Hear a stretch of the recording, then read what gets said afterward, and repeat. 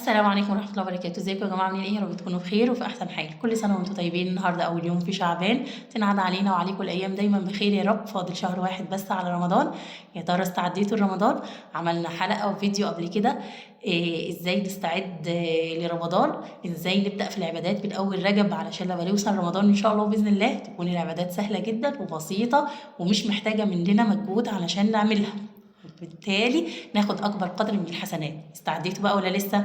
طيب الاستعداد خير وبركه، كملوا بقى عشان ايه؟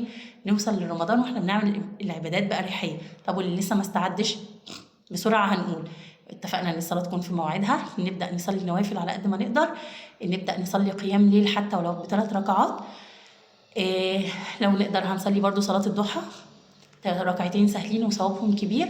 الصيام نصوم اثنين وخميس و13 و14 و15. والمعلومه بتاعت بعد 15 شعبان مفيش صيام دي معلومه غير صحيحه بالمره. اليوم هو اليوم اللي قبل بس رمضان، هو اليوم بس اللي ما ينفعش نصوم فيه. تمام.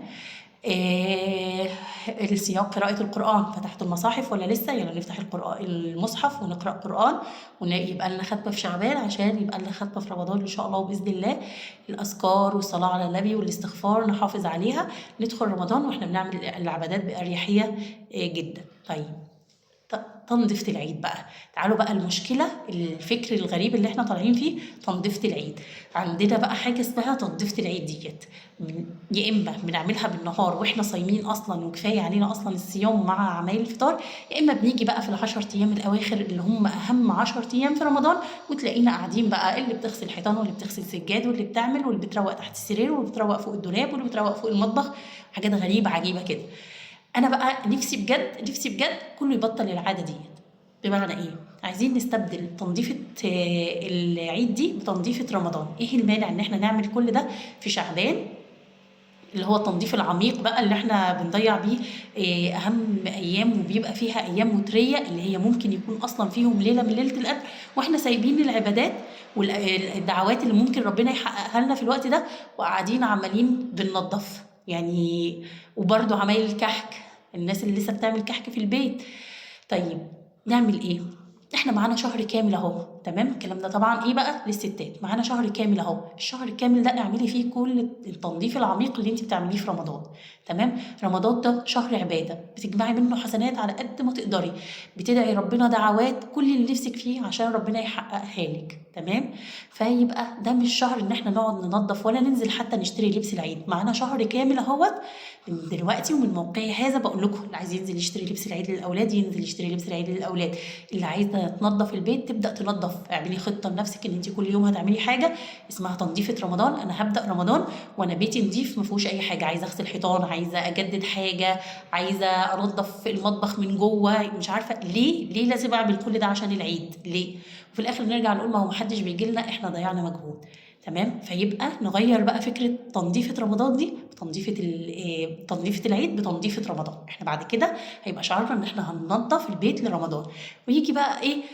يوم الوقفه كده يا دوب نفرش السراير نعلق الستاير وخلاص على كده، يعني يبقى الموضوع مش مرهق. طب لو اتزنقنا خالص يبقى يا جماعه في اول رمضان ما نجيش برضو نضيع ال10 ايام المهمين جدا في رمضان وما نعبدش ربنا فيهم، برضو دي حاجه مش صح خالص.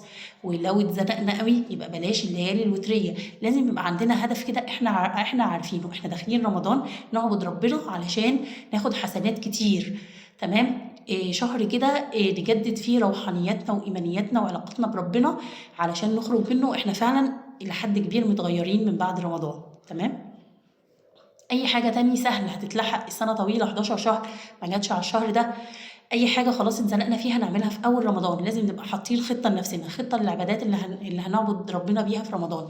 التنظيف والحاجات دي كل ده ملحوق ومقدور عليه. التلفزيون خلوا بالكم، التلفزيون ما نقعدش بقى نتفرج ونقول ايه انا هتابع المسلسل الفلاني، انا هتابع المسلسل العلاني، الله ده البرومو بتاعه كويس انا هتابعه. لا، رمضان كل الحاجات دي بتتعرض طول السنه. يبقى احنا عارفين احنا داخلين رمضان ليه، عارفين احنا بننظف، مش مستنيين بقى العيد علشان ننظف بيتنا. تمام.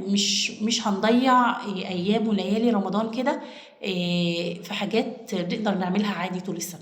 تمام. فعايزين بقى نغير تفكيرنا، تفكير قرايبنا، كل واحده تمنشن لقريبتها وصاحبتها، ونبدا فعلا نخلي ده فكرنا. انا ولله الحمد يعني من ساعه ما اخدت الخطوه دي، وانا حتى الظروف الحمد لله بتساعدني ان هي تبقى ترويقه رمضان، يعني هي رمضان. وفي العيد خلاص هي مثلا حاجه كده بسيطه وخلاص بعملها. عايزين تجددوا، عايزين تعملوا اي حاجه، يلا معانا شهر كامل، انزلوا لبسوا، هاتوا اللبس اللي انتوا عايزينه، تمام، اعملوا كل اللي نفسكم فيه، معاكم شهر كامل اهو. ادخلوا رمضان احنا هنعبد ربنا وهندعي وهناخد حسنات ودعوات وبس.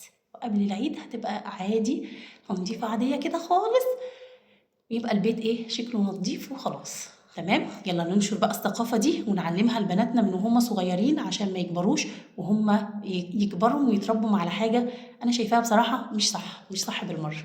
يا ريت بقى اللي عجبه الفيديو واللي عجبته الفكره واللي عنده افكار واللي كان كده وغير من كده يسيب لي في الكومنتات وقولوا لي بتعملوا ايه. بس كده، وكل سنه وانتم طيبين، وتنعاد عليكم الايام كمان مره بخير يا رب. يلا ما ننساش نصلي على النبي، والسلام عليكم ورحمه الله وبركاته.